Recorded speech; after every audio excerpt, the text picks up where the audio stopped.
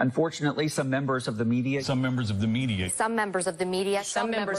use their platforms to push their own personal bias. To push their own personal bias and agenda to control exactly what people think. This is extremely dangerous to our democracy. And good afternoon, good evening, and good night, and welcome to today's episode of the Law, News, and Laughter podcast. I will be perfectly honest, I fully intended for this show to be entirely just me talking to chat. I don't have a lot in me. I have no idea why. I'm just incredibly drained. It's not even that, like, I slept last night. Yesterday, yes, was a bit of work and whatever else, and I had to do some other things. But, I don't know why. I just, I'm not 100% sure why, but I was to the point where I was going to pull the plug. And then I sound tired. Thank you, bye, friends.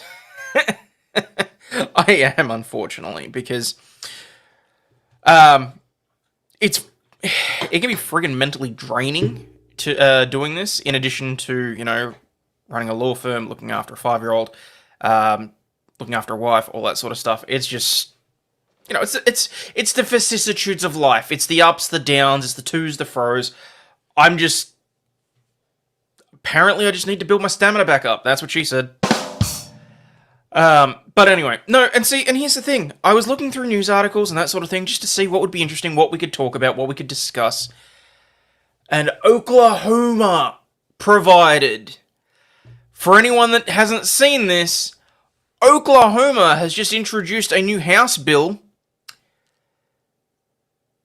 where schools will be required to call animal control on furries.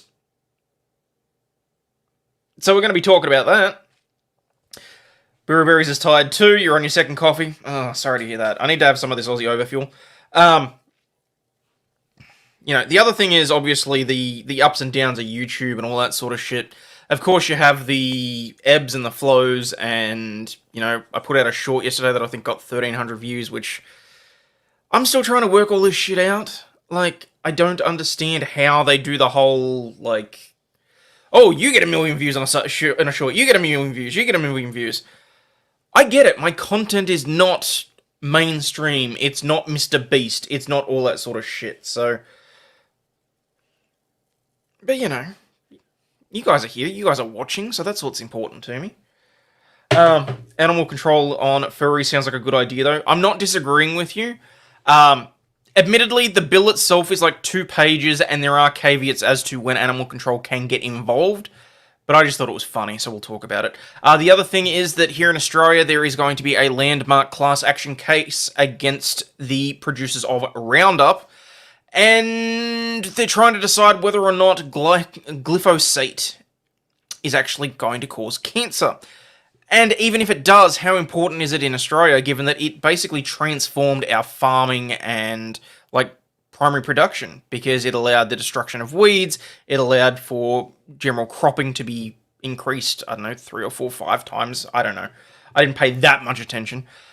And then we have... I was gonna talk about Trump and Carol, but we all know that YouTube hates that. So instead, we're going to talk about two teens that have been charged with murder over a Melbourne doctor.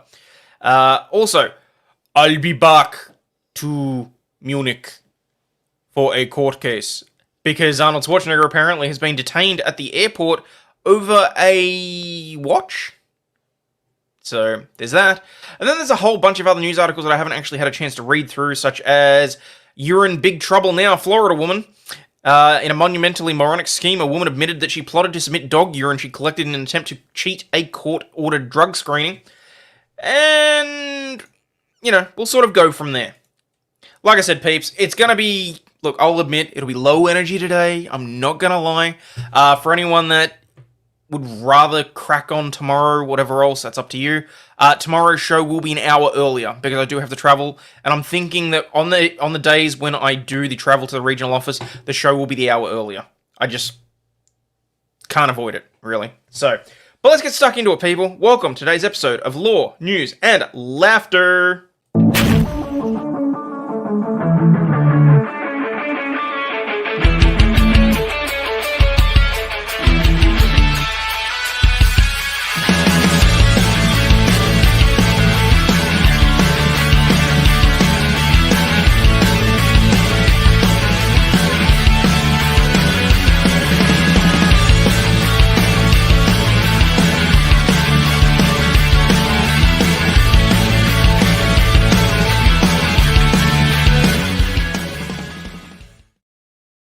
Okay. Damn it. But let's start with, woman has hamster stuffed to look like a pole dancer with notes stuffed in its G-string. A woman was paid £175 to have her hamster stuffed as a pole dancing stripper. Pets are massively important parts of our lives, with many treating them as our own siblings or children. When a beloved pet dies, there's many ways to memorialise them, from having them cremated to getting a tattoo or keeping their collar. I personally have tufts of my dog's hair from when he passed away. Miss him like the Dickens, but the other thing is, I saw recently on, I want to say YouTube Shorts or Twitter, a woman got scratched by her cat just before she had to put it down. So she actually got the scratch tattooed so that it was going to be there forever. He said, "Screw your freedom." No, Arnold said, "No, Arnold, screw your freedom." Where are we? I have 2 cats tattooed on my back, says Viking Buddha. Oh, well, there you go. Okay. One less common way of keeping our pets in our lives, though, is through the act of taxidermy, which preserves and stuffs the animal. Yeah, we've seen some pretty bad examples of taxidermy on the show before. For example, the King's Lion that got stuffed and looks like it was drawn by a 2-year-old. The wife's going to get out one cat skeleton done. Really? I have a portrait of my childhood dog and his paw print tattooed. There you go. Have 5 cats that passed away cremated, have all their urns. Fair enough. But one pet owner has chosen a much less traditional pose for her beloved hamster. Jess Porter-Langson, 27, was devastated when her Roborovsky dwarf hamster named Hamilton. Are you serious, woman? You named your hamster Hamilton? I mean, I don't generally judge. I don't usually judge, but in this instance, I'm judging this woman 8 ways from Sunday. Because not only has she had it stuffed as a stripper, but she called it Hamilton. I have an urn for her last dog. We lost him a year ago. He had been in 5 homes before us. We felt we needed to keep him. Speaking of passing animals, you'll have to play what I sent you. Oh, what'd you send me, Stinge? What'd you send me?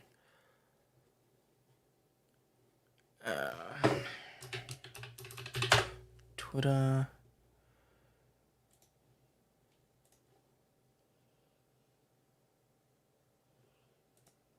What the fuck? Okay. What are we looking at here, Stingy?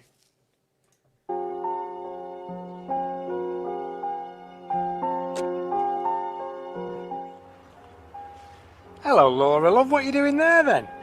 I'm burying my goldfish. Okay. Well, a little girl burying a goldfish. I'm guessing the goldfish did something to piss her off. Did it kill the cat? Oh, dear, what a shame. Still, it's only a goldfish, I suppose, isn't it?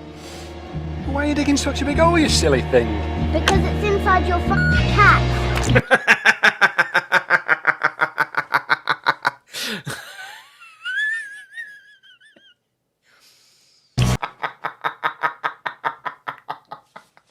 Thank you, Stingy. I needed that.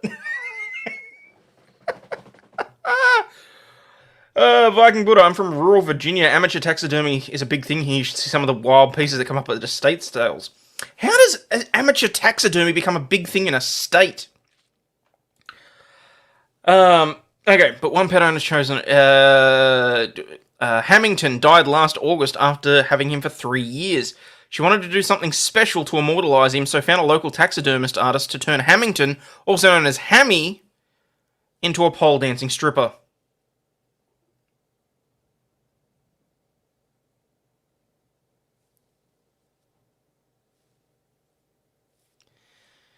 That camera's off too.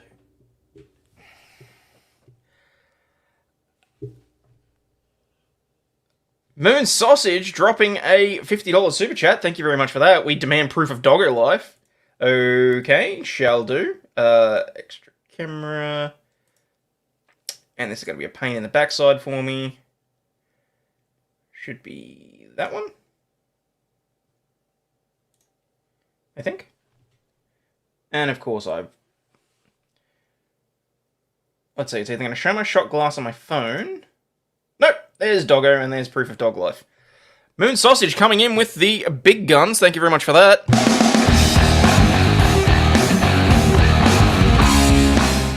Appreciate that. I mean, it's not bad, really. It's not. Hang on, I just gotta fix my camera now. Stupid thing.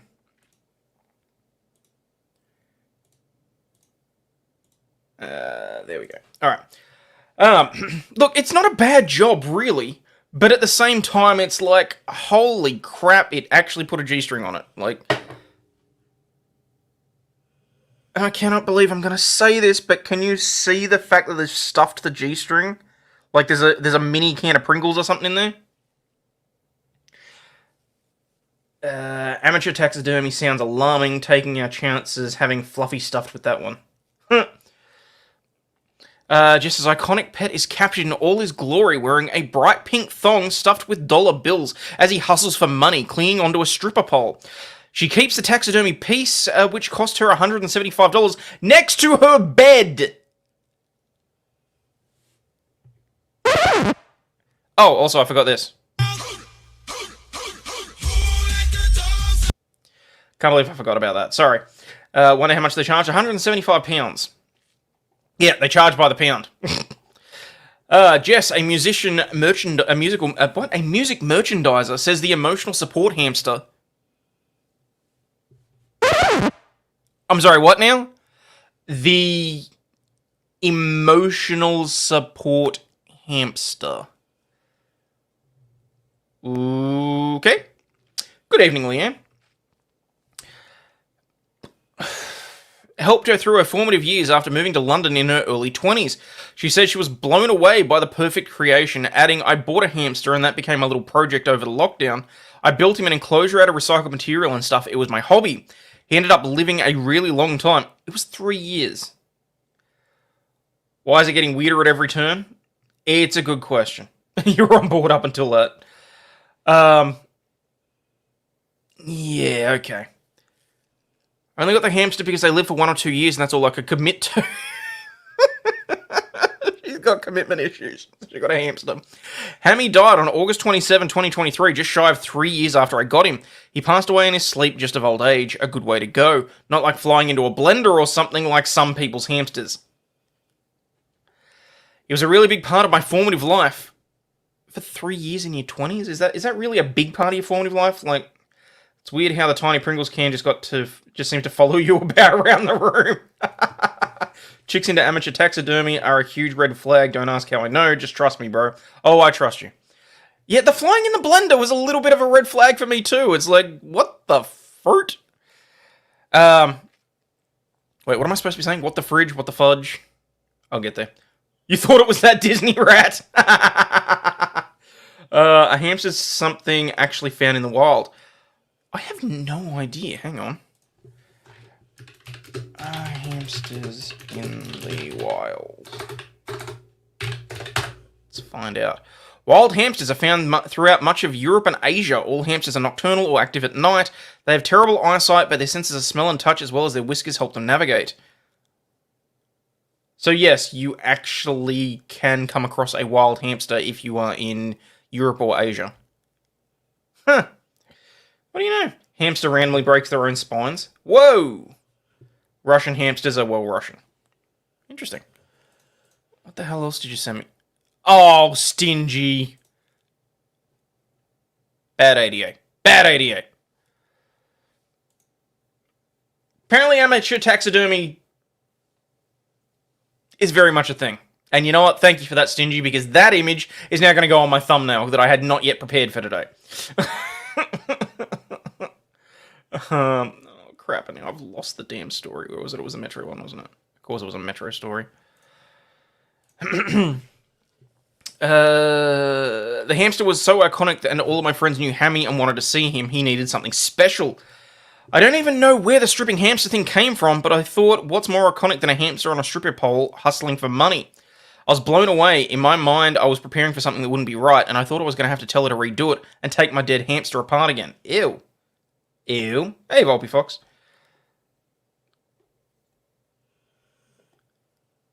Okay. You found a fetish weasel? Oh, Jesus.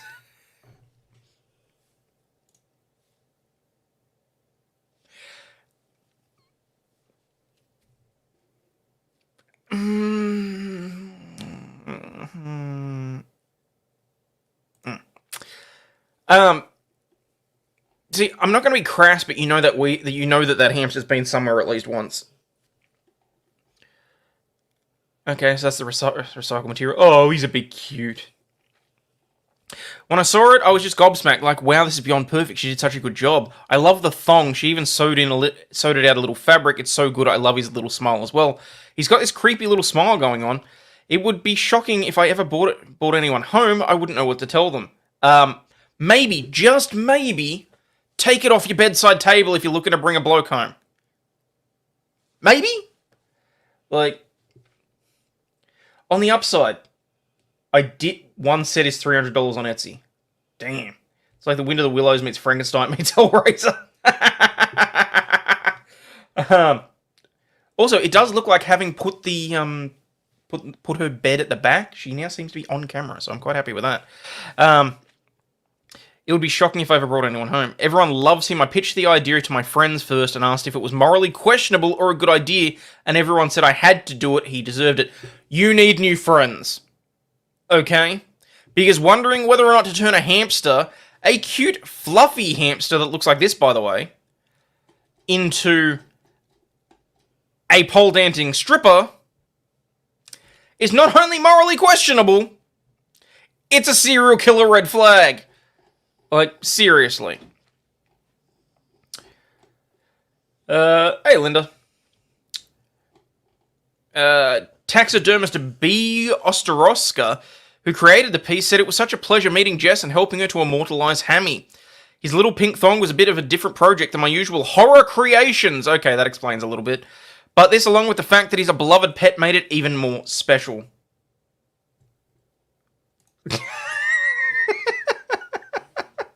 The hell do you mean you just woke up? You're supposed to be at work, aren't you? Red flags like to congregate and encourage each other. Yes, they do. That they very much do. If only they made an entire article out of it as if it's an achievement. I'm curious what other things she makes. And I'm getting ready to hit the stop sharing button just in case. Okay, so she's got the pole dancing hamster. Someone got a gremlin. A nun, okay. Okay, so she usually deals with rats by the looks of it. Slayer Selections, hello. How you doing? Like, don't get me wrong, some of these are kind of cool. Okay, the fact that that one is sewing its own arm is a little bit creepy. He says looking at a whole bunch of rats that have been made to look like various people. Like, oh look, the doll from...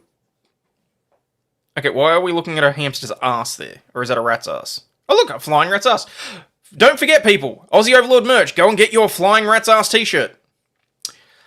For the record, I don't get a lot of profit out of that. That's purely to make you guys entertained. What else we got? Oh, the rat skeletons are a bit creepy. Okay, the cowboy's kind of cute. So, anyway, alright. Moving on. What was this? Whiny and weak. Megyn Kelly blasts woke employee for filming her own firing. And remember when Iowa had the chance to vote in 2020, Joe Biden came fourth. Remember, his candidacy was dead until he was able to... Okay, well, that's buffering. I'm okay, Slayer Selections. A little bit low energy this morning. Can't really complain. Just, you know, I'm here. I was going to do the joke, but I'll leave it alone. Megyn Kelly's still hot. I wouldn't kick her out of bed. Don't think the wife would either. Hamster's doing work. It was waving a giant red flag for anyone that she brings home. Why is this... You're going to really be a pain in the backside about this? And remember when Iowa had the chance to vote in 2020, Joe Biden came fourth. Remember, his candidacy was dead until he was able to do a deal in South Carolina, and then once he won South Carolina, and because African-American voters are the main ones that will end up voting in southern primaries, he ended up stitching together the wins. That's pretty cool, Trump is about to do as well. So please, they don't even remember their own history. But also, I love, let's also call a spade here, right? which is even if Nikki Haley became the nominee, they would pretend that she was Trump in a skirt. These were the people who said... I was deliberately trying to avoid this shit. I wanted to hear about the woke employee. Sky News, fridge you! That, remember... Because they see what a fighter he is. Be beaten 9-0, that it won't stand up. But isn't this the... Christian fear and woman prosecutor didn't do it. And then a week of Christmas, here we go. I've been... This is all a racist plot. Oh, racist, of course. So and racist. The special prosecutor. It's a crazy I love the whole story. Yeah. Yeah, it is spectacular. All right, last one here. Somebody gets fired as a salesperson for a company but decides to film it. Yeah, I'm going to stop you right there. Sure. So I started August 25th. I've been on a 3-month ramp. And then it was 3 weeks of December. And then a week of Christmas. And then here we are. I have had the highest activity amongst my team. Is she the hero, or is the company, going to sue her for illegally recording something? Okay. What this is about is whiny, weak, woke youngsters who don't understand how the world works. This woman finds out she's going to be riffed or fired. You know, the word must have gone around the company. They're calling people, laying them off. So she decides to set up her phone to tape the HR people as they come for her. And her piece of the conversation is all on camera with her trying to assert dominance as she's being fired by HR. Yeah. You know, I'm going to need to stop you right there. I'm going to need an explanation as to exactly why I've been fired. And I dispute any allegation. That's a good point. I've got a reason for you right now. Economic stresses, downturn, Bidenomics, Labournomics, and... Wait, what do I call it? Belaboring the point? Yeah, look, it's this whole... There does seem to be some sort of, generational entitlement at the moment where people are sort of just coming out into the workforce and they're like, oh, I've already completed my uni degree. I've paid my dues. I'm going to go straight into a 100+ K job a year and I'm going to tell everybody to get fridged. And it's like, well, you know... Was she a diversity hire? I don't know that she was. Biden's fault we're losing jobs, at least in America anyway. Going back a second, just because you're who wore, don't drag your innocent, neglected hamster into it after forcing it to live in the garbage you glued together like Mother Stewart threw up. Damn! She got the heads up because her work BFF had just been fired on Zoom before her. Yeah. So... Get a degree, well done, now the real work starts. Exactly. I was fired from a welding job for scooping a walk wrong. No idea what that is, Ezra. I'll trust you on that. Global malaise, yeah. Experience pays more, damn straight. Allegation about my performance, and I need the specifics. I am demanding this. Right? It's HR. Yeah. They don't give reasons anymore. They also don't know you a Unless they damn have to thing. by contract. This is the new thing in HR. They don't have to tell you why you're being fired, and they don't because they don't want to get sued, etc. So you have no right. You don't run the corporation. You're not in a position to make demands of the corporation. And she posts this, Paul. She secretly records this thing with 2 HR lackeys who probably don't even know why she's getting fired. They're probably just reading the script that the manager gave her, like, please fire this annoying person. And so they're trying to do it. She's taping them and she posts it. Why? Because she wants to look like the victim and the heroine at the same time. Don't you just love it when that happens? They told you 6 months before graduating that most of you wouldn't get a job. Yeah. The desperate need to post everything online for intention is insufferable. Look, I can't talk because if I didn't have the same inclination, I wouldn't be sitting here. But it's the fact that people keep posting their L's as if they're trying to be boss. Like she tried to go full boss girl on that. Demanding a response. Took a tour of the Age with all the empty desks. That must have been eye-opening. Well, I mean, because you got to look at it this way. X, Twitter, I mean, because I'm going to talk pre-Musk. He laid off 80% of the employees in their company. You can only imagine the sort of,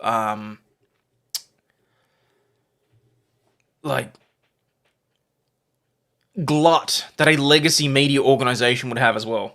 So, There's a Facebook group called Women Posting Their Roles. Yes, I may or may not be a follower on Twitter. Megan Kelly was the only one who openly supported Depp in the trial. Oh, really? Was she? Roger's Life says, to be fair, Aussie Australian 100k is barely middle class in places like California.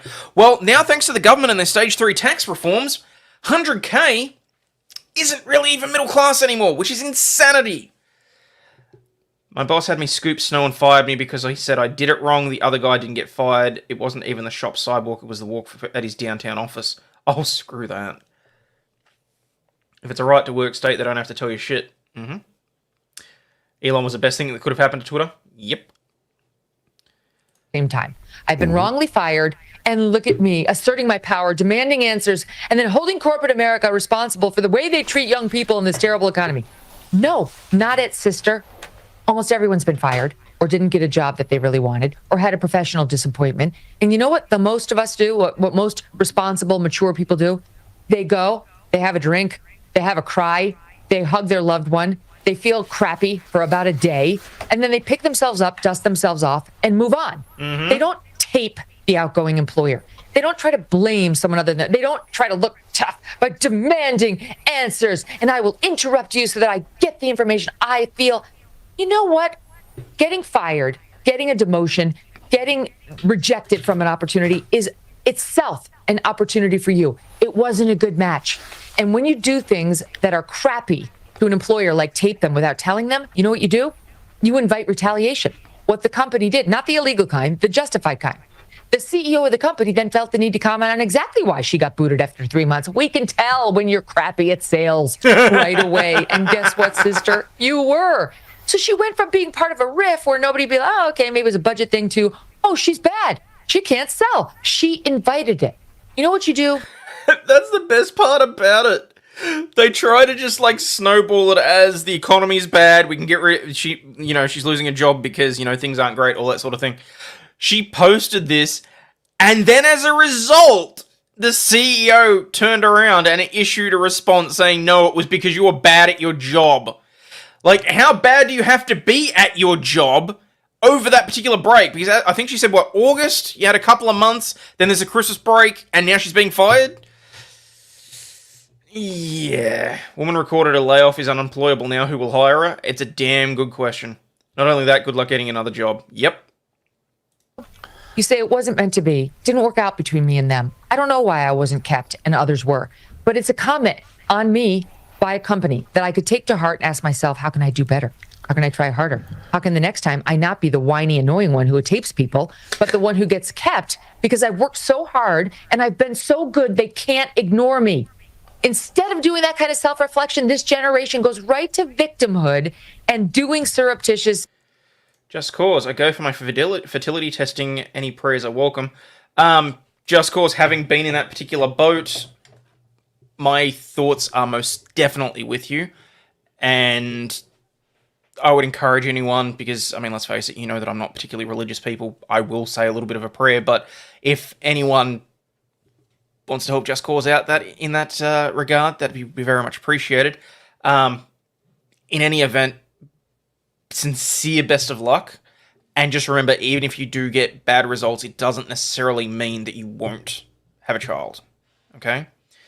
So, but fingers crossed. Fingers, toes, everything else is crossed. Okay? So, best of luck with that. Disney Nerd 85, hello. Hope everyone's having a good day, evening, and night. Very much appreciate that. My bro's first kid was in vitro, second was all natural. Well, there you go. If all else fails, you can be cat lady. Oh, Billy, be nice. All right, how many seconds? Unethical, weird things like taping the employer.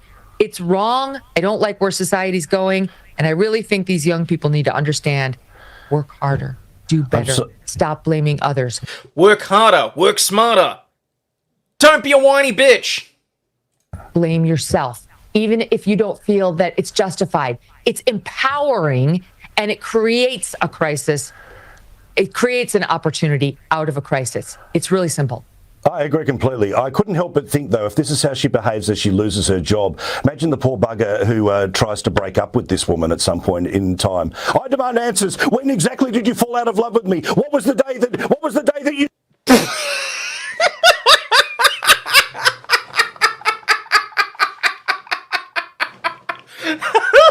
Oh no!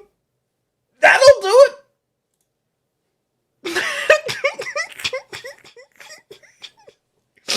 Exactly at what point did you realise you were no longer in love with me? What did I do? When? Where? Why? How?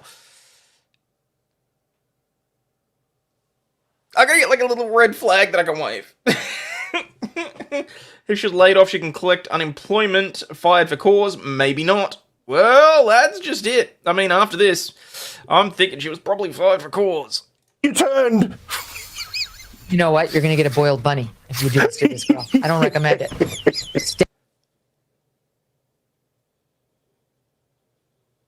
Maybe you can get a taxidermied. Stay away. Stay away. All right, love you. We'll see you next week. Damn it. I thought they had the comments about the, fresh woman's lol. I thought they had the comments about, what the CEO said, but anyway. No, look, the simple fact of the matter is, as an employer, as a business owner, I can just say, there is, and people can say that it's wrong as much as they like. There is a massive sense of entitlement in the generation that's coming through at the moment. I mean, it was only, 6 months ago, I had to go through a few hundred applicants for a position. And the sense of entitlement, even just in cover letters, like, people saying what they wanted their base rate, plus superannuation, plus vacation time, plus whatever else to be. And, like, you can take that punt. You can hope that being assertive makes a difference. You can hope that it is going to be something that employees are going to look at and go, yeah, okay, fine. They've got a strong personality. They're going to do well. But for the most part, an employer is looking for a cog in the machine. Someone that is not only easily replaceable, but someone that will do the work without being a squeaky wheel. Like, have we watched the video? Yeah. What are we going to taxidermy? And it's just, yes, exactly. They just want everything on a silver platter. And it's like, it's called hard work. Oh, look at that. She's sleeping in her bed. It's just, it's insanity. Particularly in law, because I am seeing it out of, like, a lot of young lawyers going, yeah, I'm going to walk straight into a 6-figure salary. I'm going to, be the best damn lawyer that anyone's ever seen, all that sort of shit. Because you do get built up like that in law school. Because here's the thing. You have to have certain narcissistic tendencies to make it into law. To be a lawyer, you have to have certain narcissistic tendencies. And if you don't go through the grinder at law school, if it's a small cohort, if it's not competitive, if it's whatever else, those sorts of personalities are able to flourish. And the other instance is when everything's online. Because law is one of those few subjects where all you really need is a classroom, the textbook, and a bunch of students. There's no real practical aspects that you need. You can just be talked at. And when everyone's learning online, they're all in their own little work groups. If they're all just sitting behind the computer screen, you never have the opportunity for those rough edges to be smoothed down. So, doing the work without being the squeaky wheel, yeah. Kids just out of college complaining about not being able to afford housing by themselves. I wasn't able to afford to live without a roommate up to the point I got married at 34. Well, there you go. So am I entitled for recording my mortgage company for 15 years now and caught them lying many, many times over and proof of several people having been fired? No, but that's really apples and oranges, Jason. I mean, you weren't working for the company, were you? I'm not sure if you talk... I mean, you said your mortgage company, so is that the company you borrowed from, or... So what happens when you hand out gold stars to everyone in school? Everyone thinks they're a special snowflake. Yes! And you know what the terrifying thing is?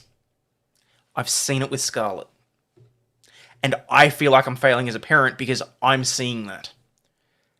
Just yesterday, when I picked her up from daycare, she doesn't do it with her mother, she only does it with me. But I've just noticed these little manipulative behaviours that I think she's picking up from other kids. She had a full-blown meltdown because we had to come home and have dinner as opposed to going to the park. And it was just like, it's very difficult for me to explain. But it was like, I was perfectly fine. I ordinarily, if she has a... you never work for Hawks Fargo, fair enough. Ordinarily, when she has a meltdown over something small and trivial and insignificant, that sort of thing, I remain cool, calm, collected, try and talk through it with her. When your daughter was 2, she had a complete meltdown because you were leaving the park. Oh no, that's par for the course, let's be honest. It's more, I'm noticing that, excuse me. What I'm noticing is just little ways that she's acting as if she's already in her teens. And I'm gathering that she must be picking it up from other kids, because we don't act like that in our house. We don't cry to be manipulative. We don't throw tantrums. We don't tell people that we don't love them. We don't, all that sort of stuff. And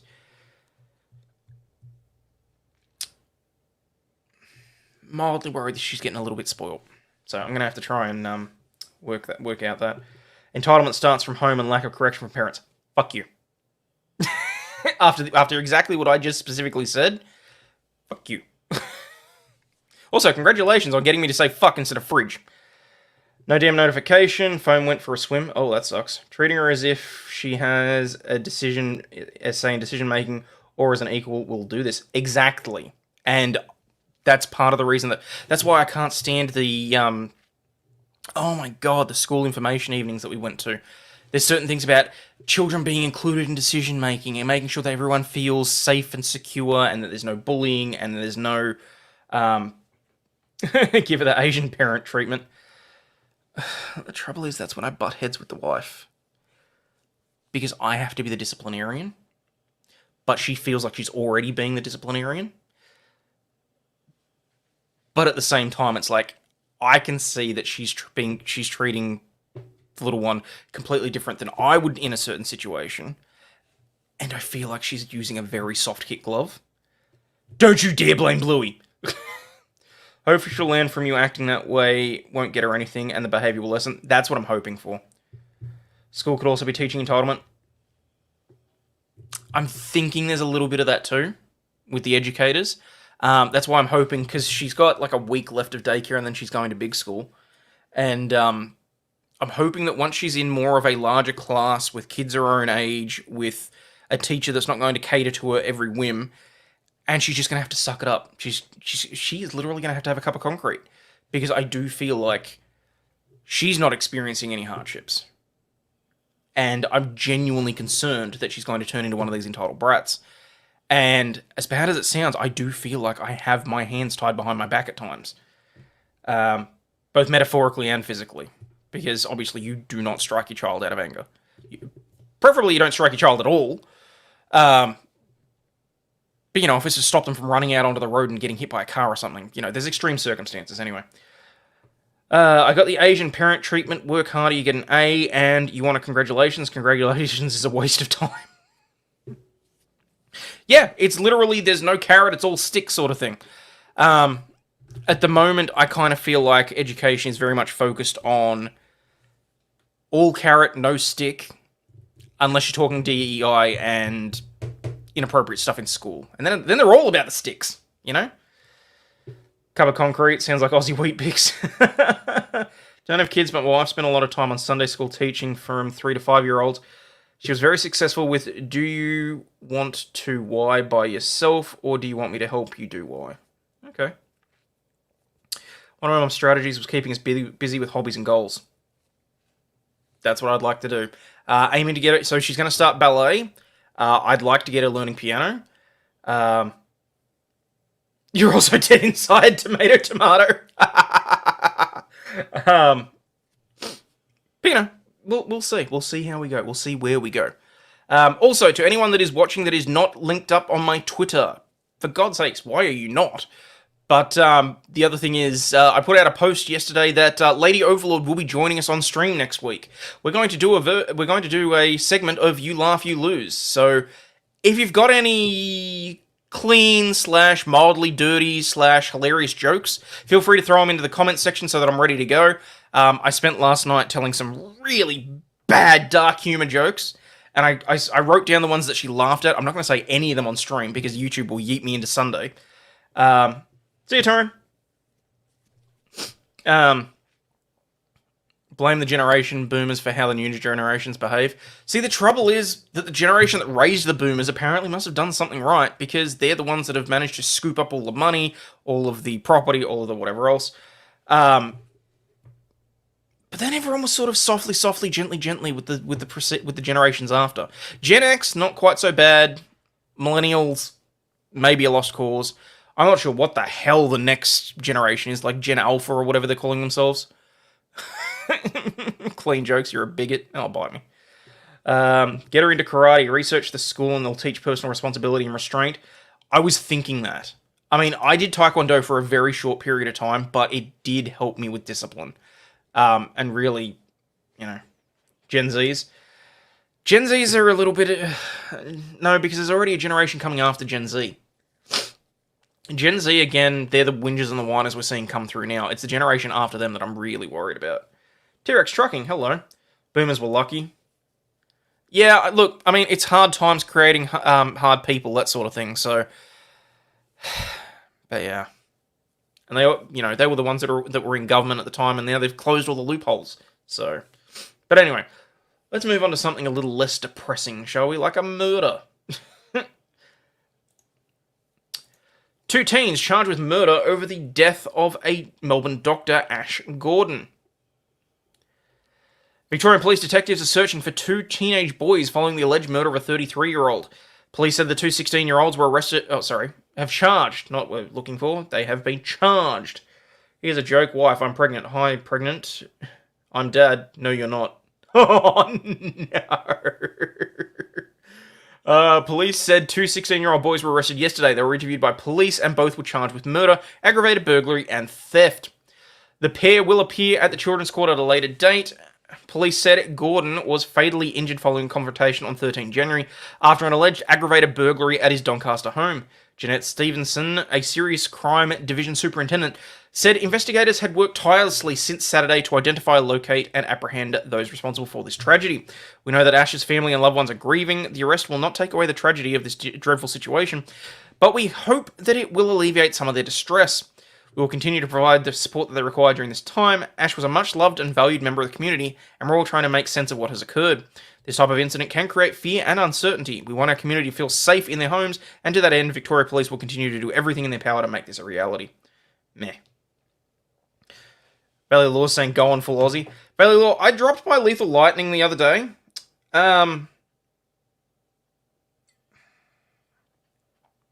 I still have yet to, drop in and see everybody else, just individually and that sort of thing. I'm not sure if I'd be a good fit, if I'm honest. Not that the guys aren't hilarious, I just think that our senses of humour might clash a little bit. Charity work when she's older is great for building character. This is very true. As is unpaid labour in a law firm. My dad used to say to me, tough, when you grow up and you pay your bills, you can decide what you can do. Yep. Last joke. The other day, my wife asked me to pass her lipstick, but I accidentally passed her a glue stick. She still isn't talking to me. Oh, Jesus. I mean, I was thinking about incorporating a little segment where I do jokes and that sort of thing at some point into the show, but I kind of feel like the Laugh You Lose segment with the wife will be funny. But I got to find the boundaries, what's going to, what's actually going to offend people, what's going to be. Okay, I don't think I need to worry about that. Apparently I have a package coming. Hang on, let me pull up some of the ones that I was reading last night. Okay. You've got some classics, like, why don't blind people skydive? Because it scares the shit out of their dogs. Or, what would it take for a Beatles reunion? 2 shots. That one might be a little bit too soon still. what do tofu and dildos have in common? They're both meat substitutes. And what do you call a fish with no eye? Fish. So, at some point, I was thinking that, you know, just working some of the extra laughs in, just whatever else. Popeye's chimp out, it's probably too long. Might not be clean enough, but it's certainly funny. Well, there you go. Fuck worrying about other people's feelings. I don't give a fuck about people's feelings. What I give a damn about is YouTube yeeting me. I mean, okay, tell you what. Throw ones in chat. How many of you have heard me told the racist joke? And if you know, you know. If you don't, throw a 2 in chat. Okay? I'm curious. There's 64 of you watching on YouTube. There's 18 of you watching on Rumble. Throw a number in chat. Have you heard me tell the racist joke?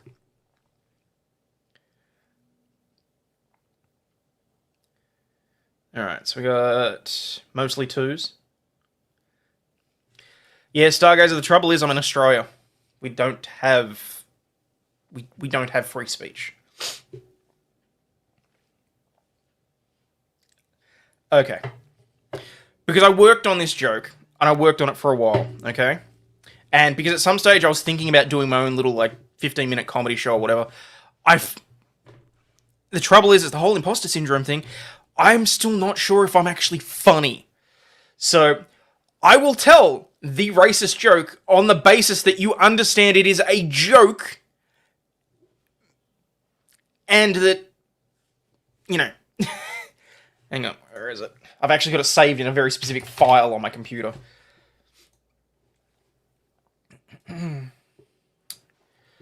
So this is the work that I started putting into the comedy show.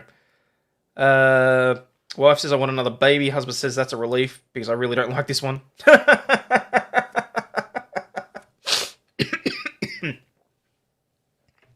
Okay, so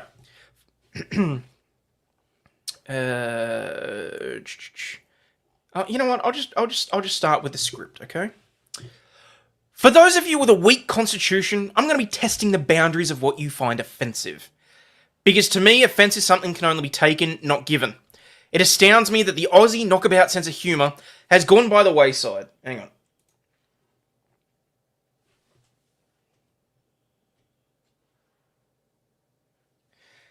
There are no racist jokes, only racist people. Quite possibly.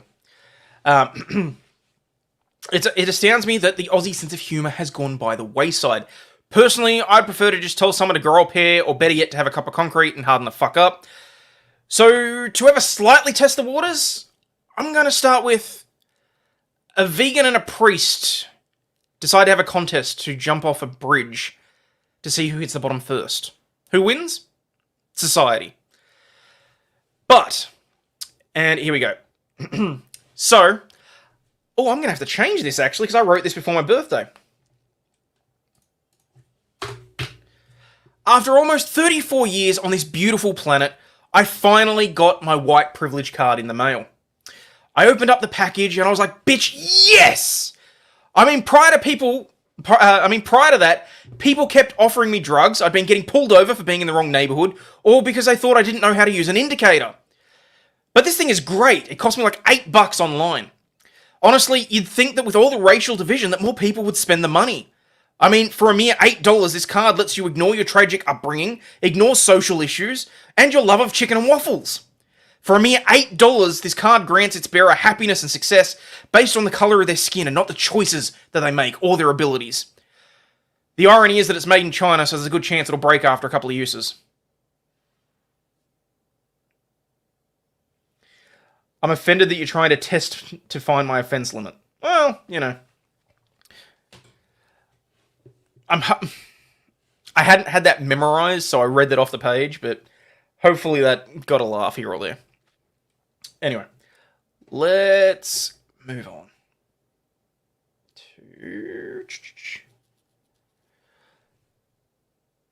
Did I hear about the Pillsbury Doughboy? He died of a yeast infection. You want your money back? Bite me, stingy. Okay, so I can close that.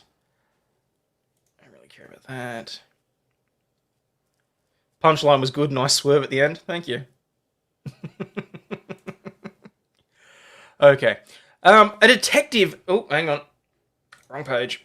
A detective allegedly forged evidence tying Lena to a drug ring. Now she's suing the police. If the drug squad senior detective, senior constable Jai Symes alleged a plant... What the fuck? If a drug squad detective alleged plan to forge evidence and implicate Lena Tai in a serious drug trafficking ring was successful, there was a good chance she would have missed the rest of her daughter's childhood. My lawyer told me I was looking at a minimum of 7 years in jail. My daughter was 7 at the time, which meant she would be an adult when I got out. Tai and co-accused Muhammad El-Qadi were charged as part of an investigation into an international drug ring selling narcotics over the dark web and distributing them via a postal service. The drugs were hidden inside items, including children's toys. Police had alleged that Tai and El-Qadi operated out of Melbourne's northwest.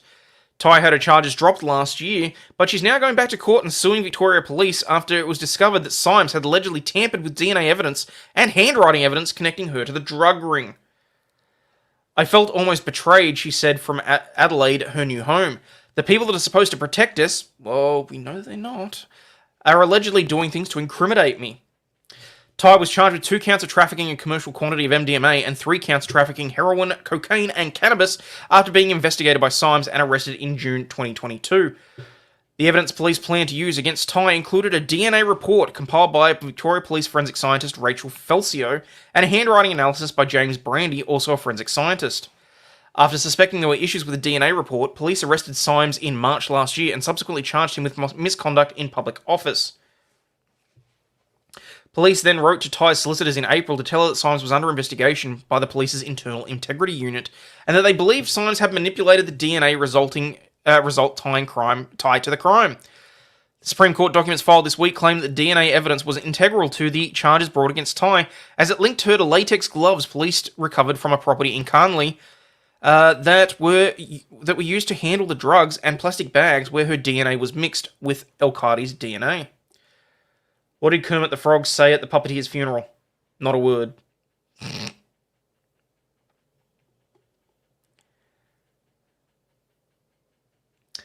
The handwritten document also linked Tai to envelopes and tracking labels used to transport drugs. Tai's Supreme Court lawsuit alleges that Symes manipulated a copy of an apparent legitimate document written by Felsio to create the DNA report that incriminated Tai. On the same day that Symes was arrested, the charges against Tai were withdrawn. Tai served 1 day in custody before being granted bail. The court documents lodged by her lawyers claim that Symes breached his duty to her with malice and intent to injure, and that the manipulation of the evidence was outrageous, egregious, and a criminal act that itself was liable to criminal prosecution. No shit, Sherlock. I'm going to hell for this one. Hey, Aussie, what's the difference between a dead dog in the road and dead black man in the road? Jesus Christ, Tricky Rick. Go for it. I need to know the answer to this one because, yeah, I think we're both going to hell for this.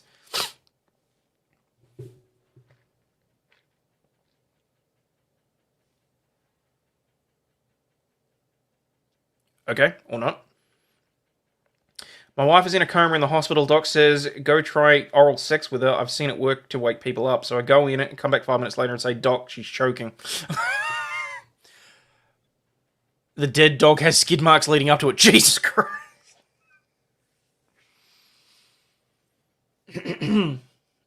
Okay. If we're... No, Burberries, nothing popped up. That's what she said. Okay, look, if we're going in hard. That's what she said as well. Have you ever heard of a reverse exorcism? That's when the devil tells the priest to get out of the child.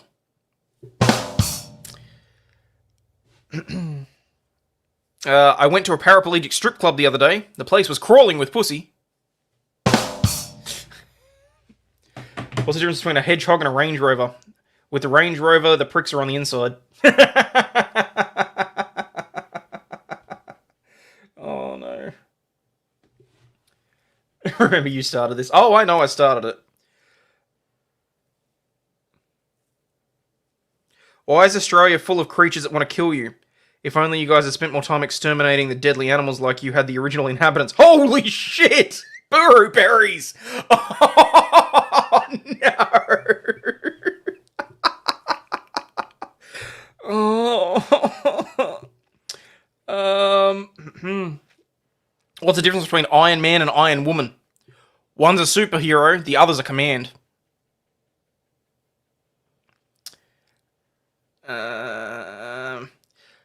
This one's for Germany. Why is it illegal to do reverse cowgirl in Queensland? Because you don't turn your back on family.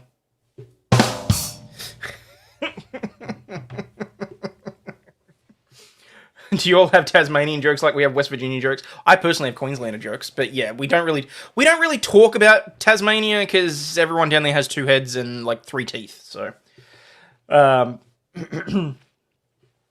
are I? They also claim in the rare situation.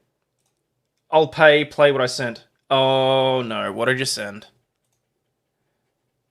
What did you send?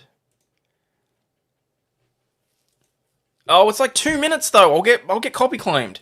Oh, screw it. I haven't monetized today anyway. So thank you very much for the super chat, which also gets you a... Hang on. This is how you know she's from Queensland, ladies and gents. She can't even say back. Is there a... Oh, this is going to be good. What does an orphan call a family photo? A selfie? Oh!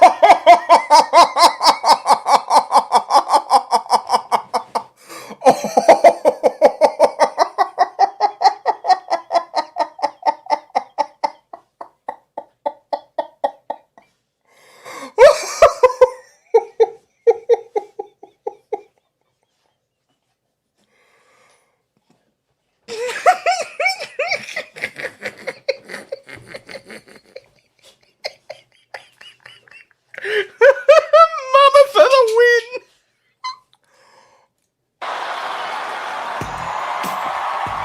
Like, how do you come back from that? I can't even go back to the story before that because, like, shit.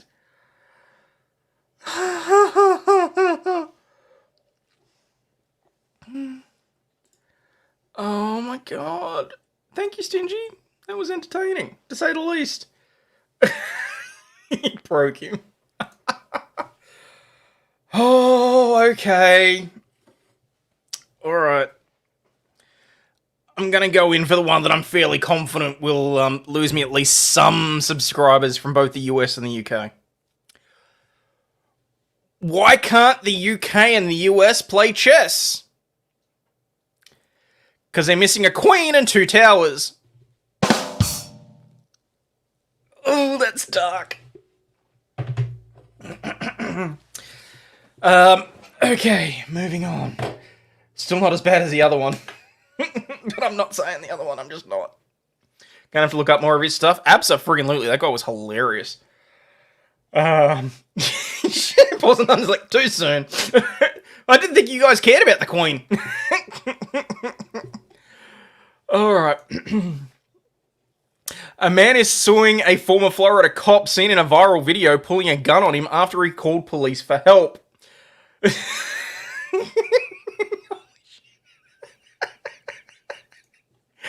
Now,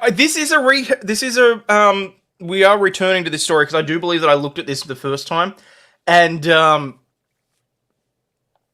shit gets real in this. Humor is humor. Yes, but so many goddamn people have lost their sense of humor. Like, seriously. Your mum is so big, scientists are studying her to better understand how food gravitates towards her mouth.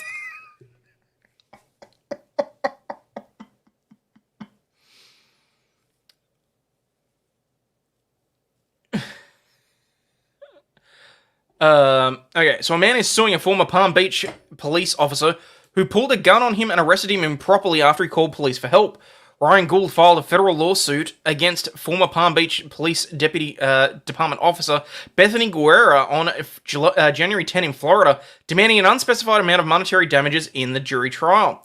In his complaint, he said that he called police for help on May 9, 2023, after a dispute between him and a woman swimming at his apartment complex's pool escalated and the woman's boyfriend pulled a gun on Gould. Videos and news coverage of the incident had gone viral on platforms like YouTube and TikTok, amassing hundreds of thousands of views. Have I ever heard the aristocrats joke? No. Feel free to throw that one at me. When police arrived, he was wearing a bathing suit, had no shirt on, giving him no place to conceal a weapon, the lawsuit stated. Is that a weapon in your pocket, or are you just happy to see me? First officer to arrive quickly spoke to Gould before speaking with the other couple involved in the altercation. Gould was talking on his cell phone when when she arrived, damn it, and quickly put the device into his pocket. He told her that he was not the person with the gun. The lawsuit said that Gould removed his cell phone from his pocket, held out his hands wide, showing he did not have a weapon, but she insisted that he drop his cell phone and then drew her weapon. Before the defendant drew her weapon, multiple seconds had elapsed from the moment that he grabbed his cell phone from his bathing suit. He had complied with commands, and it was clear that he did not possess a weapon.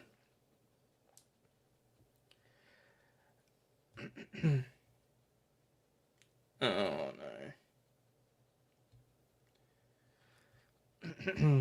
no. The audit covered this. Yeah, I think he did. I think that's why I remember covering this.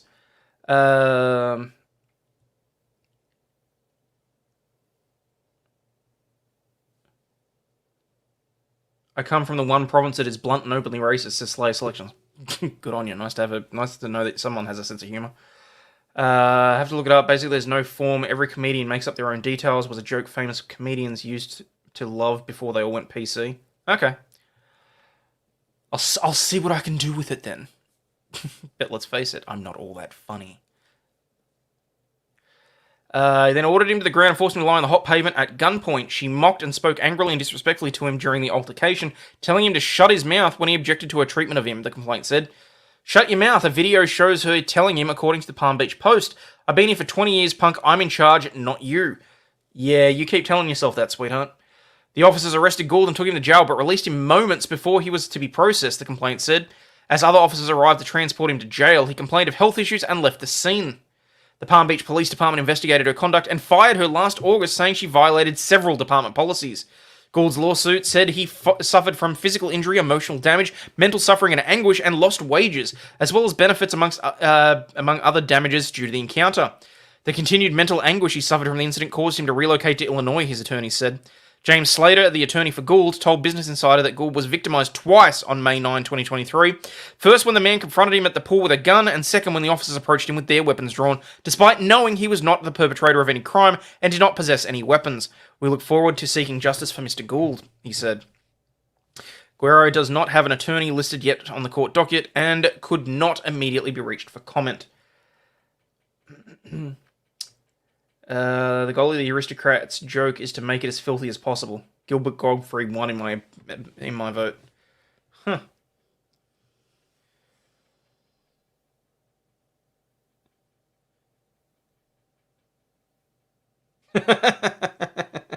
And here I was thinking someone was telling me off for telling that joke. Oh shit! What did Stingy send now? Oh yeah, that's the video you already sent me. Okay.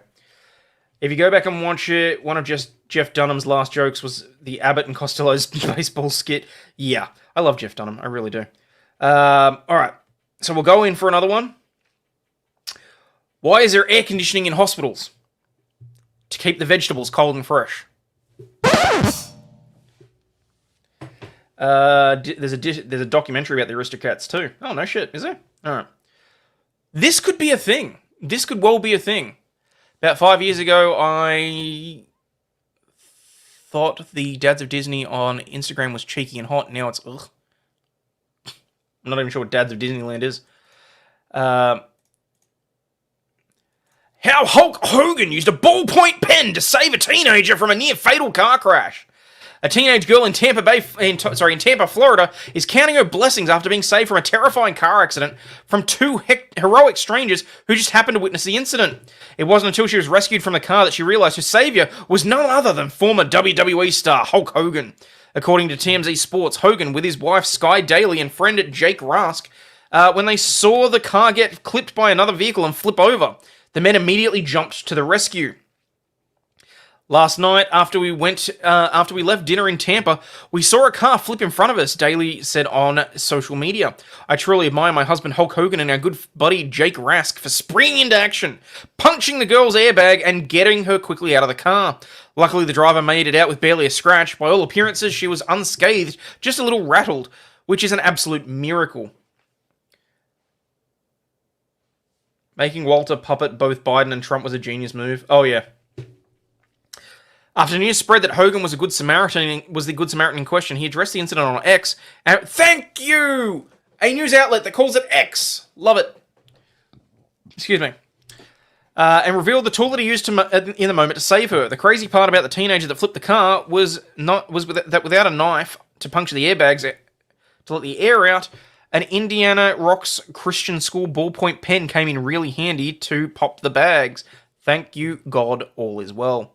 Rask, for his part, was happy to have been there and helped out with the potentially life-saving rescue.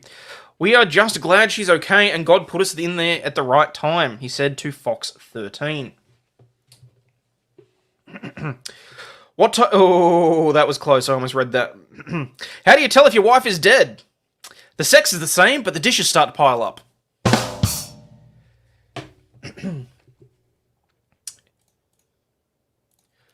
You're in big trouble now, Florida woman. In a monumentally moronic scheme, a woman admitted that she plotted to submit dog urine that she collected in an attempt to cheat a court-ordered drug screening.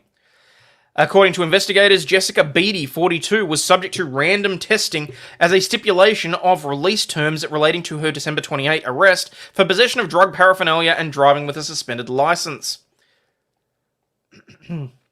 What's that? Read my last joke. Where's your last one? Did you send it through me to Twitter, or is it in the comments? Hang on. I can't see it. Can't see one. According to investigators, Jessica Beatty, 42, was subject to random drug testing. Beatty, a Clearwater, Florida resident, has a lengthy rap sheep. Okay, rap sheep. Bah. Yo, rap, bad, motherfucker. Alright, hang on. Well, it was in chat. Oh, no, I ain't reading that one. Nice try. Guess it sort of makes up for Hulk Hogan's son's accident. Ooh, pour some thunder.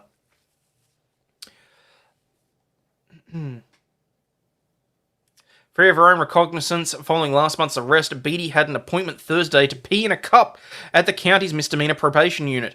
The test is designed to detect the presence of chemical substances or controlled substances. Beatty apparently was concerned that her urine would turn up dirty, with such a finding likely to result in bond revocation and her immediate jailing. So she turned up with a fraudulent urine sample, according to the criminal complaint. The defendant's provision of urine was visually monitored by a probation officer, making it difficult to hoodwink the investigators. When confronted about the phony sample, she reportedly admitted that she collected the urine from her aunt's dog, which she intended to provide during the testing. The complaint does not indicate what kind of container Beatty used to house the fraudulent sample, nor does it detail how the ex-con actually collected the canine waste.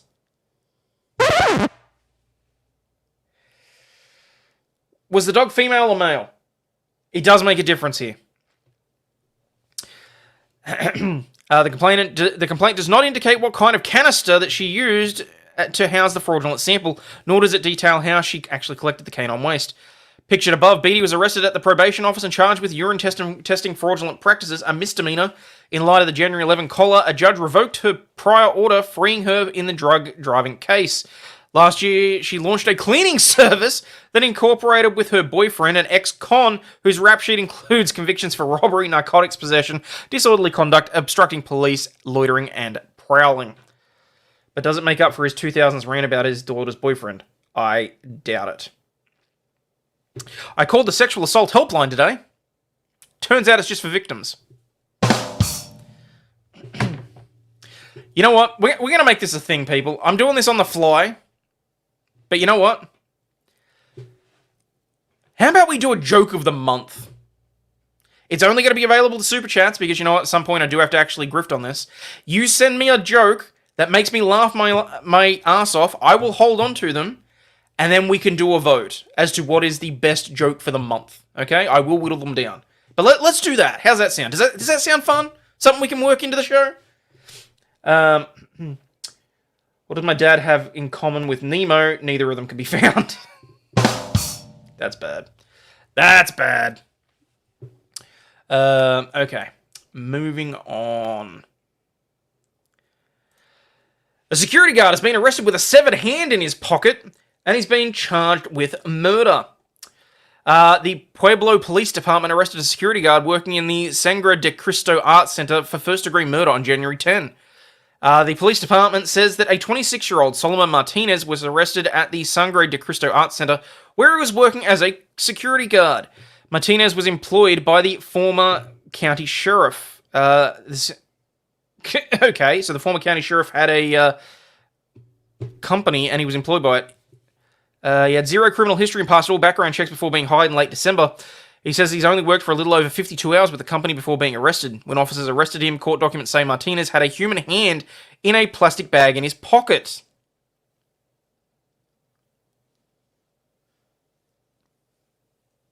Did you hear about the guy that was cut in half? He's alright. Ugh. What do you call a deadbeat dad who tries to care for his kids and pays child support on time? A unicorn. Oh, that's bad. That's bad. Just want to say hi, back to the beginning and watching from the start. No worries, Baphomet. Thanks for being here. Court documents show that after reviewing the video, officers searched the area and located a dead, decapitated female body. Shit! The man who initially called the police and also told the police about another witness. They interviewed the witness. Court documents say that in the early hours of January 9, he and the initial caller were near a car wash near Troy Avenue. When Martinez arrived at the car wash, they said that he thought he'd been in a fight since there was dirt on his clothes and blood on his hands. He used the stall's power washer to wash blood off of his hands. According to court documents, they then asked, "Hey, do you want to absolve $1,000 off your debt? I need you to dig a 10-foot hole." Dude, no. You do not try and find somebody to dig the hole for you. He suspected that he just killed somebody, and he'd borrowed a tool bag from Martinez, and when Martinez went to grab it from the car, they say that he was trying to push something big out of the way and was struggling to do so. Court documents say that later in the day at his house, they told him in a statement that he'd made what he'd said earlier was a prank, and asked if they thought it was funny. They confirmed to police that he moved in with him and his wife. Holy shit. What's Harry Potter's favourite way of going down a hill? Walking. JK, rolling. That's just bad. I'm going to skip the gang grape joke. Why don't Asian kids believe in Santa? Because they're the ones making the toys.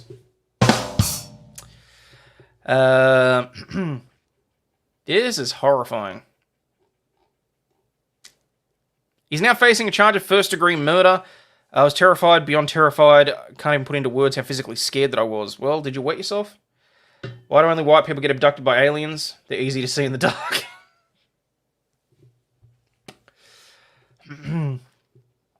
We'll make sure to keep the public informed the best way we can so that we help this Southern Colorado community being able to share this messaging. This was in Colorado? It's not even in, like... I thought this was in, like, Mexico or some shit.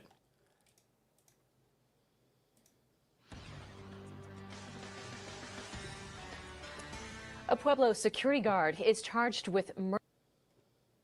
Oh, bite me. I don't care. We already know what it says. Oh! You know what? We've got to talk about this. What do you call it when a widget waves at you? What do you call it when a midget waves at you? A microwave. Is it Missouri or Minnesota? Can't remember. I was in the 5th grade when they changed the states to initials, 1970. Huh. America airing out all the funnies is amusing. Ew. Michigan, this is the whole time I thought we were in the US, or so you're the UK. Okay. When I started the show, I was talking about how Oklahoma provided for a little bit of hilarity for me this morning that introduced a little bit of lore, a little bit of laughter, and a whole lot of crazy. Because Oklahoma has introduced a new bill targeting furries in schools. Oklahoma lawmaker targets furries in schools with a bill to involve animal control. Oklahoma lawmakers are filing a flurry of bills a day before the filing deadline. Among them is House Bill 3084. The bill, authored by Representative Justin Humphrey, a Republican for Lane, would prohibit students who purport to be an imaginary animal or species from participating in the school curriculum and activities. That's right, people, you're not going to see a unicorn jumping hurdles anymore. The bill would also prohibit students who engage in anthropomorphic behavior, also known as furries, from class. If a parent cannot pick up a student found in violation, the bill states, then animal control will be called to remove the student. Like, you can't make this shit up. Today was a terrible day. My ex got hit by a bus, and I lost my job as a bus driver. Take Bob Barker's advice. Have your pets spayed and neutered. No more litter box in the bathrooms. I think that's what spawned this. For anyone that doesn't know, because of diversity and inclusivity, there were schools that were having to put litter boxes in the bathrooms to accommodate furries. I'm sorry. At a certain point, you need to understand that certain areas of society are not for you then. If you're going to be a furry, if you insist on being a furry during the day, you need to be homeschooled. That's just the long and the short of it. Because, I mean, at least Toko, the Japanese guy that has the $15,000, like, lassie suit, at least he gets up, puts on a regular business suit, goes to work, does his job, comes home, puts on his furry suit, crawls up on the dog bed. Or goes out to the park and plays fetch or whatever else, okay? Where is this? This is in Oklahoma. Oklahoma, where the wind comes sweeping down the plain. This must be fake news. It is not fake news, Wanksbury Shaft. It is a legitimate bill that has been filed. The freaks come out at night for a reason. Yes, but here's the thing. I don't like shaming people for their proclivities, provided it's behind closed doors. You bring the shit out into the sunlight where the sun burns, I'm going to make some fun of you. Okay? Good idea. Not that I'm a furry, I'm just really lazy. Well, there you go. Others bills being filed, including allowing gun courses in Oklahoma schools. Pending Oklahoma bill may place transgender children in unsupportive adoptive homes. I'm not sure how I feel about that. Oklahoma bill proposes labeling Hispanic gang members as terrorists. What do you call a dog magician? A labracadabrador. There you go. You disappeared off stream. You're a labracadabrador. But anyway, let's look at the actual bill, shall we? It's a whole 2 pages. In the second session of the 59th Legislature, 2024, as introduced, an act relating to schools prohibiting certain students from participating in school curriculum or activities, requiring the student's parent or guardian to pick them up from school, providing for removal of student by animal control services, and providing for codification and providing an effective date. Welcome back to Plastic Surgery Anonymous. Nice to see so many new faces here today. That's bad. Be it enacted by the people of the state of Oklahoma. A new section of the law to be codified in the Oklahoma statutes as Section 11301 of Title 70, unless there is created a duplication in numbering, reads as follows. Students who purport to be an imaginary animal or an animal species, or who engage in anthropomorphic behavior, commonly referred to as furries, at school shall not be allowed to participate in school curriculum or activities. The parent or guardian of a student in violation of this section shall pick the student up from school, or animal control services shall be contacted to remove the student. This act shall become effective November 1, 2024. Look, it's less than a page. Being serious is well past time to bring back shame to society. I think certain levels of shame are needed at this point, because there's being proud of what you are and having, like, being sexually open and all that sort of stuff within your own relationship, within the bedroom. It's when you have people dressed in dog hoods and arseless chaps walking down the street on all fours, letting, like, little girls pat them that I have issues. Like, I'm sorry. What if the teachers are demanding litter boxes?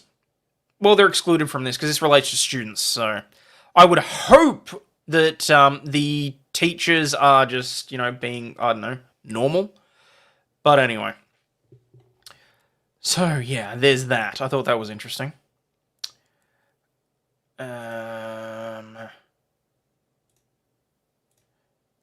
Got that. And talking about new bills being introduced, let's head over to Kentucky, where a Republican is pushing a bill to make sex with a first cousin not be classed as incest. The fudge! A Kentucky Republican has introduced legislation that would amend the state's laws so a person who has sex with a first cousin would no longer be criminally liable for incest. Is this just because there's so much adultery going around that you have no idea if someone's a first cousin or not, or what? House Bill 269, which Nick Wilson has sponsored, was introduced on January 16 to the House Committee on Committees.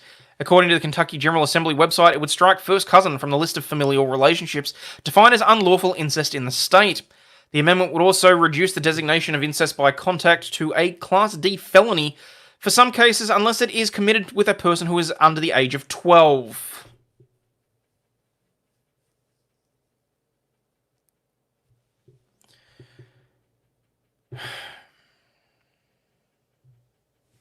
Game over, man. It's game over. Wilson, then a 27-year-old public defender, first shot to prominence when he won the 37th season of CBS's reality TV show Survivor, called Survivor David vs. Goliath, before returning for the 40th season. Kentucky stole... I don't really care about him being on Survivor. What do you call it?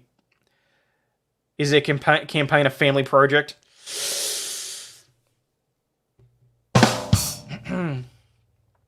Kentucky law states that a person is guilty of incest if they engage in sexual relations with a person they know to be his or her parent, child, grandparent, grandchild, great-grandparent, great-great-grandchild, uncle, aunt, niece, nephew, brother, sister, first cousin, ancestor, or descendant.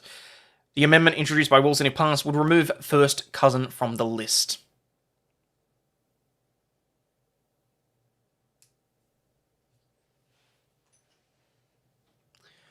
Once you see a gay biker gang of warlords in San Francisco, gay towns never look the same. One shop had a dildo for kids. That's disgusting.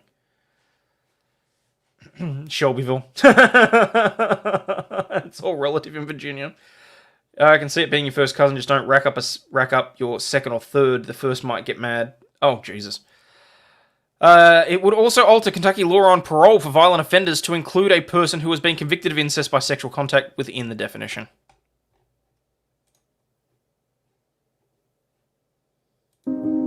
Nope, that's just got music. Never mind. Good God. No, don't care about the woman who fell down the cave.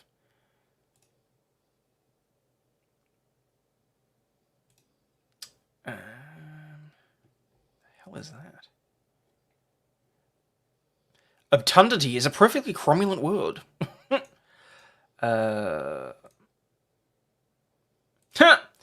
Dad, who told Asda manager to go yourself, is shocked at being barred. A pensioner has demanded an apology from Asda after being banned from their store for running down a closed travelator. Andrew Oliver, 68, said he was in a rush to get out of the shop in Sittingbourne in Kent on January 7th because his wife Vanessa was unwell. She'd been taken to hospital on Christmas Day and discharged on December 28. While at Asda, he got a call from his wife saying she was coughing and struggling to breathe. It's not uncommon for her to call when I'm out. I normally sort of just go out and go back to the supermarket and carry on shopping. On that particular day, I was upstairs, and as soon as she called me, I rushed back to the travelator. But one of the managers had put a chair in front of it and was stopping people from going down. He says it had been stopped because glass had been dropped on it, which needed cleaning up, which is fair. That's a safety hazard, and it's a liability for the store. I told the worker I need to get home to my wife, who had just got out of hospital, and he told me I need to go and use the lift. I walked back to where the lift was, and there was a massive queue of people standing there with trolleys to get in. You'd be lucky to get 3 trolleys in at a time. After asking to use the staff-only stairs and being refused, he returned to the travelator and pled with the deputy manager to let him out. His request was denied. In the frustration and anxiety of not being able to get to go home, I did swear at him and addressed him in a manner that he did not appreciate, and being told to go himself. I then ran past the chair and down the travelator, and he ran behind me asking what I'd said, so I said it again. As he made for the exit, he was told he was now banned from the store. He returned to the store on January 10, admitting he was verbally abusive, but said he wanted to make the point to the staff that they could be more flexible, having had the situation explained to them.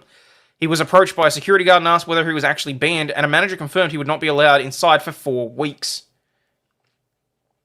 He said, I'm not that bothered about not being able to go back to Asda, but I feel that the first member of staff should have and could have evaluated the situation, and that I was presenting him with and deal with it in a totally different way that he did. He did not appreciate or take into account my reason for getting out or anything to help me. It's a good point. Look, there's 2 balancing things here. There's the fact that, occasionally people need to have empathy. I mean, a 68-year-old woman, she could have been choking to death. So, I don't know. Could have made... On the other hand, you've got complete liability on behalf of the store if they go down the travelator, slip and fall in this glass. I mean, maybe he could have escorted him. I don't know. This is not a good situation. So, feel the store owes me an apology as the assistant manager ignored my reason and the desperation to get out of the store and spoke to me like I was a 4-year-old. To be fair, having had the situation explained to him, though, the manager could have walked him to the elevator and explained the situation to the other patrons and gotten him in the elevator. That could have happened. First cousin is in quantity, it's not in degree of separation. That's terrible. He now plans to shop at one of the town's other supermarkets, although he did like Asda because it was only 2 miles from his home. So, anyway. Okay,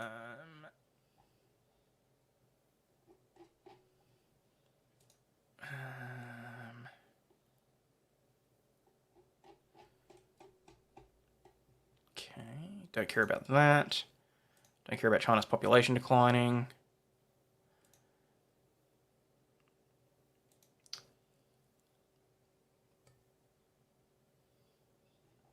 Oh yeah, they don't look like serial killers at all.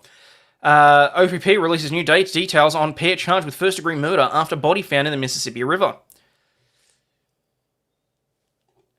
Ontario Provincial Police have released new details into the accused killing of Rose Kerwin in November, and they believe there could be other victims. Kerwin, 50, was last seen alive in Carlton Place, Ontario, and reported missing on November 13, one day after the body was found in the Mississippi River near Pakenham, Ontario, about 27 kilometres away.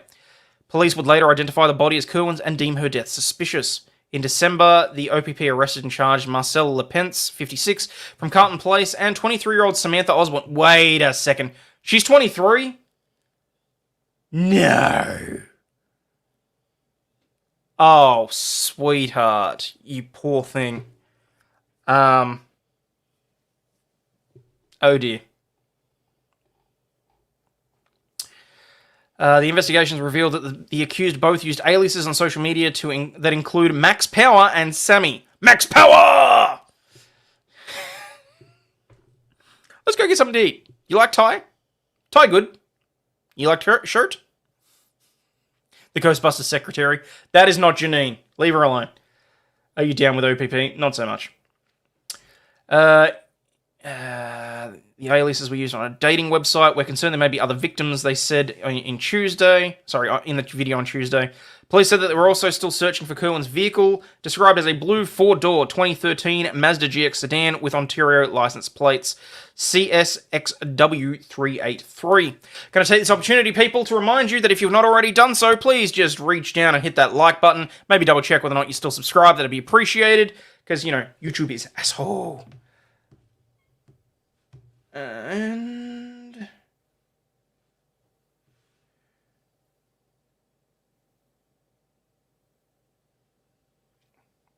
sorry, I'm just checking on something.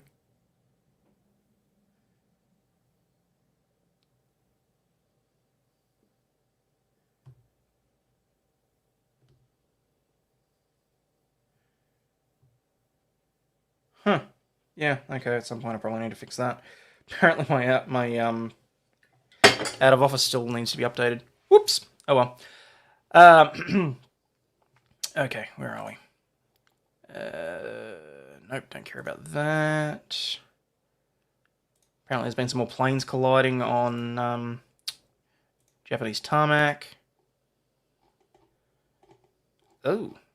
No, I don't think we want to. Do we want to talk about the Doomsday Cult? I don't know.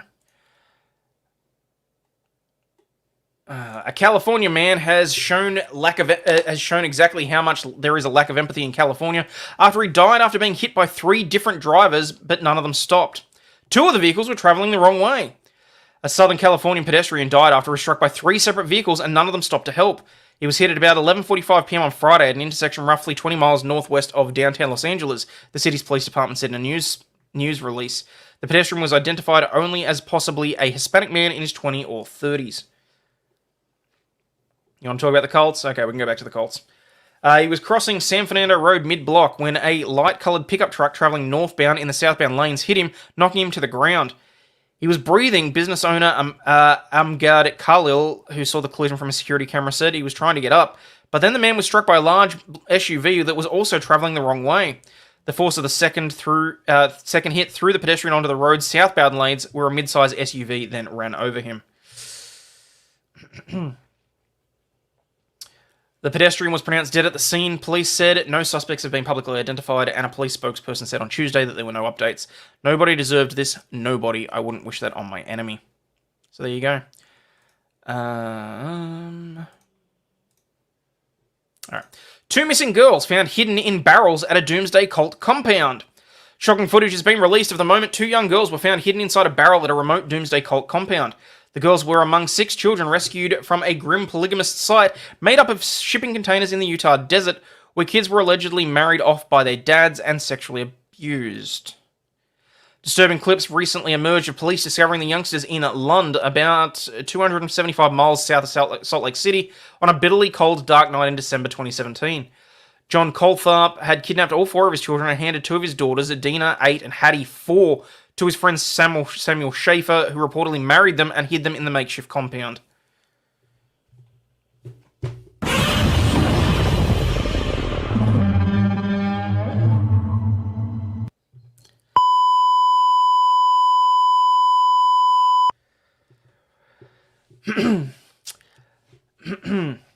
Police raided the site after Colthorpe's ex-wife, Misha Colthorpe, reported the children missing, triggering a highly publicised Amber Alert search operation.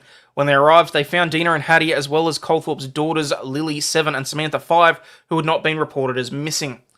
The 2 youngest girls, Hattie and Samantha, were found inside 50-gallon blue water barrels, where they'd been kept for more than 24 hours in sub-zero temperatures in an attempt to conceal them from police.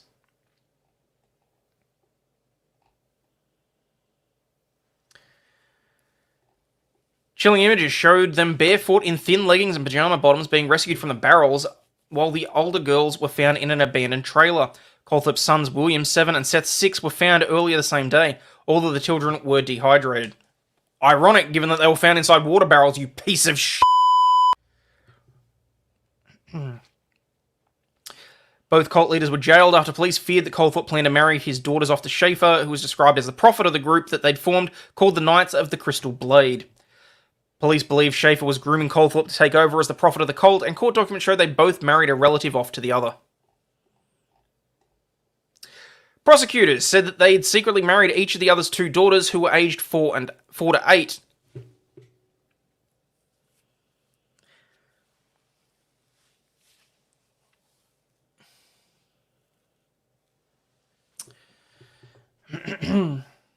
Authorities said the 2 older girls were SA'd by 2 men, whose group was based on the arcane Mormon ideas long abandoned by the mainstream church. Schaefer, who was aged 34 when he pled guilty to child rape and abuse images in May 2018, was jailed for at least 26 years. 26 years?!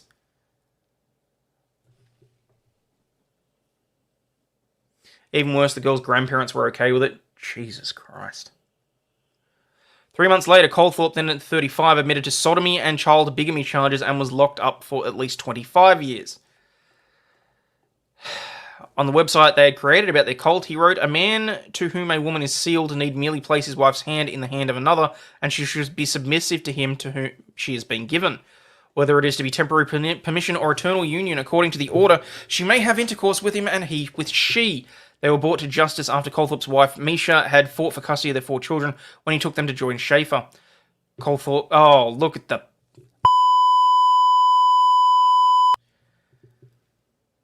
Colthorpe's sister, Cindy Ray, also said her brother was a doomsday prepper and feared he was grooming Dina and Hattie for child marriage.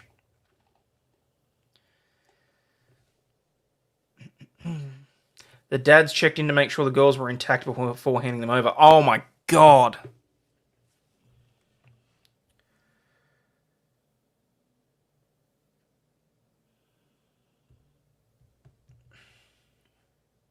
What the...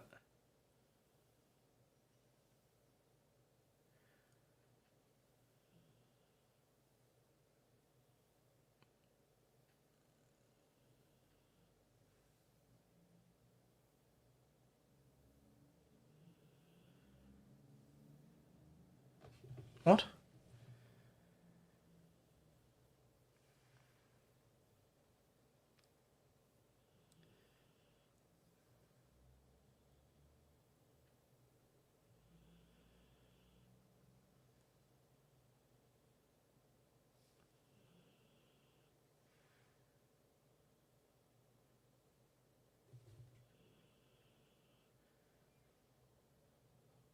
Okay, I have no idea what the hell that is. I'm going to have to get back to that.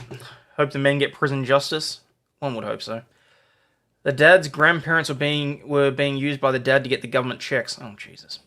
Authorities said the men took the children into the compound in the wilderness to prepare for the apocalypse and in hopes of gaining new followers. He admitted the girls had been hidden from police when he was questioned. Michael Lee, Colthorpe's brother-in-law, believes they'd gone off the grid in the hopes of gaining cult followers or joining another group. The religious cult was described by the men as a fundamentalist group for millennials and believed in a Muslim invasion of the US and an apocalypse was imminent. Yeah, all jokes aside, this is just what the fuck. Abso-friggin-lutely. This is just... like...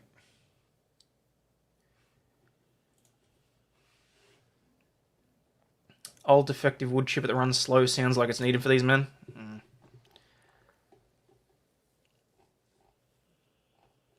Colthorpe had claimed he was speaking at the Lord's command, and that the US government and other governments worldwide would be torn down. He calls himself Samuel the Seer, Misha said of her ex-husband's accomplice when the children were missing. He believes that he holds the keys to this dispensation and that he has been many people throughout the history of time, that he'd been reincarnated and they're following his prophecies. Both polygamy and bigamy are illegal in the US, but Utah, a state home to a large Mormon community, does not prosecute polygamists who are law-abiding, giving way to the sister wives phenomenon, which is seen in some areas of the state. Last year, a British teenager, Alex Batty, returned to the UK after 6 years of being kidnapped by his mother and taken to live in the cult lifestyle.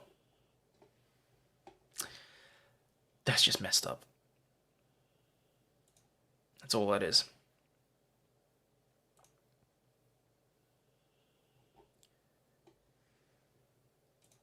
You know, I need to find something that's actually funny to end on, because that's... Oh, I forgot about the squirrels. Let's talk about the squirrels. The squirrels! A man has been arrested and charged for allegedly trapping and painting squirrels red in Patterson. Let me just be clear, I do not in any way condone animal cruelty. This is funny, though. A Patterson man was arrested on Monday for allegedly trapping squirrels and spray painting them red, according to the Putnam County SPCA. The SPCA said that the county's probation department notified the organization and New York State Environmental Conservation Police that a 62-year-old had been trapping squirrels in metal cages and dyeing them apple red using a spray can. The SPCA said that the man was interviewed by the organization and police on January 13. They caught him red-handed. The accused said he released the squirrels to another location in the town after painting them. 2 traps with red spray paint on them were found at the man's home. The individual was charged with 3 counts of poisoning or attempting to poison animals, a misdemeanor, and other violations of state environmental conservation laws. SPCA detectives said that they're still unclear why he trapped and painted the animals. He's currently on probation for an unrelated crime.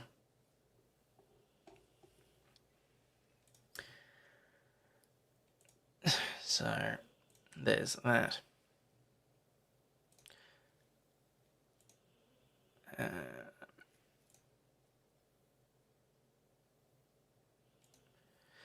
All right, I think that'll probably about do it for the day, people. I'm already over time, so... But, you've got African squirrels there. Fair enough. What is that? Oh, come on, that was funny. The red-handed quip was funny. Come on. You can't deny it. Anyway, peeps, I'm going to get out of here. Thank you so much to Stingy and Moon Sausage. Going to bring those up again. And, yeah, I'll probably refine the rules for the Joke of the Month thing. And, I suppose we'll go from there.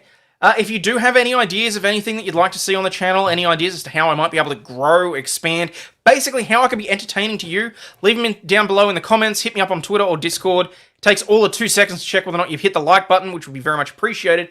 But as always, people, please remember, you are not a piece of shit. You have value and you do contribute to society, especially for being here. Thank you very much for that. Stay healthy, wealthy, and wise, people, and I will catch you on the flip side. This shit, I'm out. Fuck this shit, I'm out. No thanks, don't mind me. I'ma just grab my stuff and leave. Excuse me, please. Fuck this shit, I'm out. Nope. Fuck this shit, I'm out. Alright then.